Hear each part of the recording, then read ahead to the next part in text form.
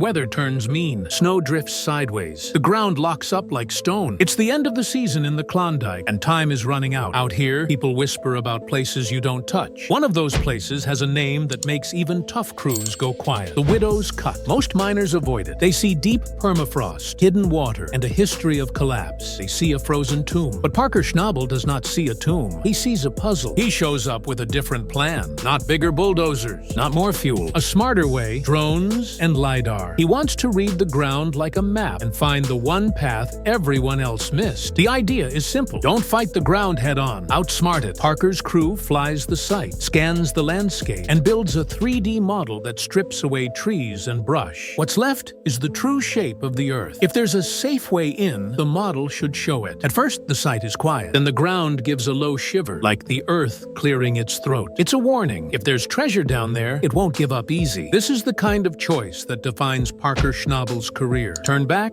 or trust the data and push in. Parker chooses to push in, carefully, step by step. This is not luck, it's a chain of decisions. With each step, Parker turns a legend about a cursed cut into a problem a smart crew can solve. But before we get to the payoff, here's why the Widow's Cut scared everyone in the first place. Permafrost is not gentle. It's ground locked in ice for thousands of years. It behaves like concrete until it fails. And when it fails, it can let go all at once. Huge slabs break free without warning. Anything under that weight has no chance. That is the reality Parker Schnabel faces. Then there's water. Water sneaks in through small springs, pockets of melt, or slow seeps. One moment the floor is solid. The next it turns into a slide. Machines bog down. Tunnels fill. Pumps struggle. And walls slump. Money burns even when the plant is silent. Parker knows all of this. He has seen ground go from fine to dangerous in seconds. The Widow's Cut brings both threats together, plus a harsh history. Old attempts left scars. People tried to open it and paid for it. Gear was crushed. Seasons ended. Crews walked away with nothing but bills. That's how a place earns a name that follows it for decades. So why does Parker try it all? Because the Widow's Cut paid once long ago. Enough gold came out to keep the stories alive. And Parker Schnabel is not wired to ignore a real lead. If a safe path exists, he wants to find it. If it doesn't, he wants to prove that too, before the season clock runs out. Most crews say, not worth it. Parker's brain says, change the map. That means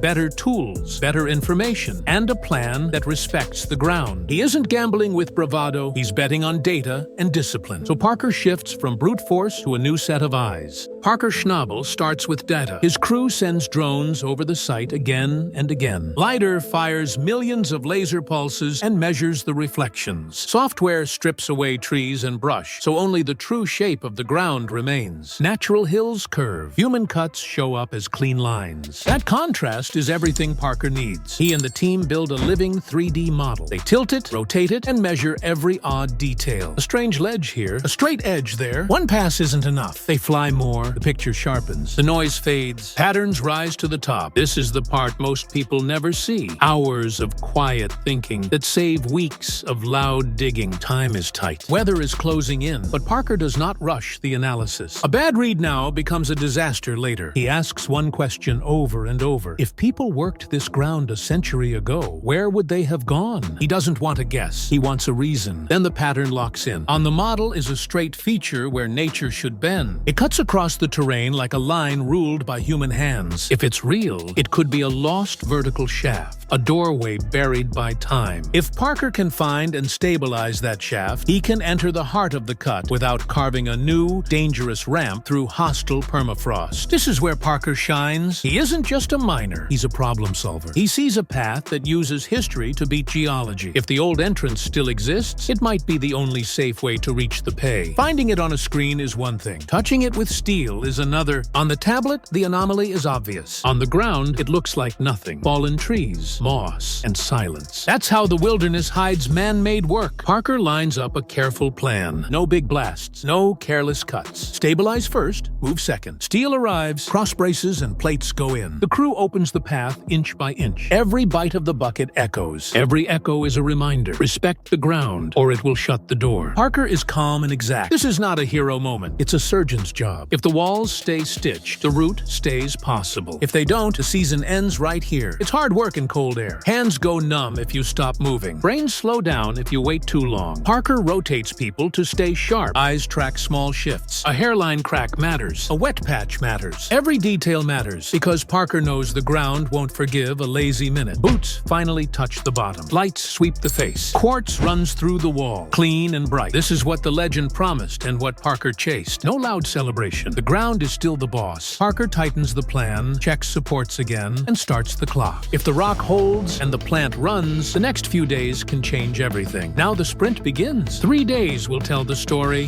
The first trays show color. Parker Schnabel shifts into high alert. Rotations tighten. Radios carry only what matters. No dead minutes. No wandering tasks. Every person has a job, and every job serves the flow. The deposit behaves almost too well. The material is clean. The grade is strong. The plant hums the way miners dream about on bad nights. Buckets move, screens sort, riffles catch. Hour by hour, the math climbs in a way that wakes everyone up without distracting anyone. Parker keeps it steady. He knows excitement breaks focus, and focus is what pays. Across 3 hard days, the cleanup passes a mark most crews never see. More than 4,000 ounces come off the books and into reality. In simple terms, that is fuel, wages, hearts, and pain, covered in a single burst. $10 million in one weekend is a weight off everyone's shoulders. But Parker knows the best part of a result like this is also the dangerous part. If the first chamber pays like this, the human mind wants to multiply. How far does the IGU vein go? How many chambers like this exist? How much of the line holds the same grade? Curiosity is normal, but curiosity also brings eyes. Attention can be as risky as permafrost when it pulls focus away from the plan. Parker looks back to the model. It has an answer, and it is big enough to change the tone of the entire field. And that answer is where the story turns from a win into a potential legend.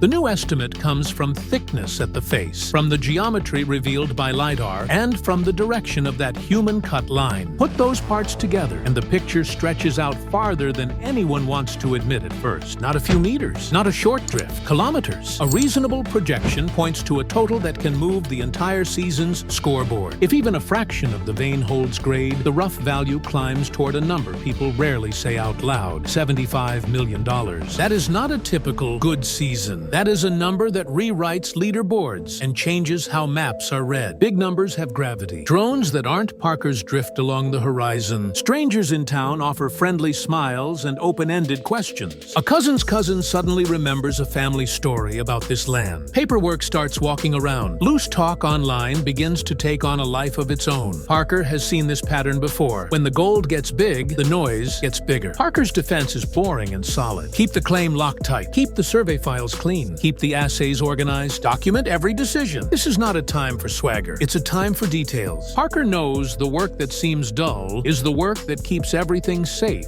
when attention gets loud. And the attention doesn't just show up as curiosity. Sometimes it arrives as noise, and sometimes it arrives as a tactic. As soon as big numbers start whispering through the valley, rumors explode online. One wild claim says Parker Schnabel was essentially finished legally. Pure fiction with no basis. There is no credible case. There is no sentence. It's just noise designed to stick and spread. Still, it wastes time. Messages pile up. Posts need context. Lawyers step in to knock nonsense down while Parker tries to keep the plant fed. Then the legal maneuvers start. A shell company shows up with very old-looking documents aimed at raising questions. The goal is simple: slow things down and drain focus. This is not a showdown in a yard. It's a slow pull through forms, filings, and technical language. Energy that should go to digging goes to defense. Parker hates that trade, but he knows it's necessary. Pressure rises inside the team too. A giant cleanup should feel like a party. But big money is emotional, and sudden attention adds stress. Arguments spark over shifts, bonuses, and safety margins. A couple of crew members blow off steam in town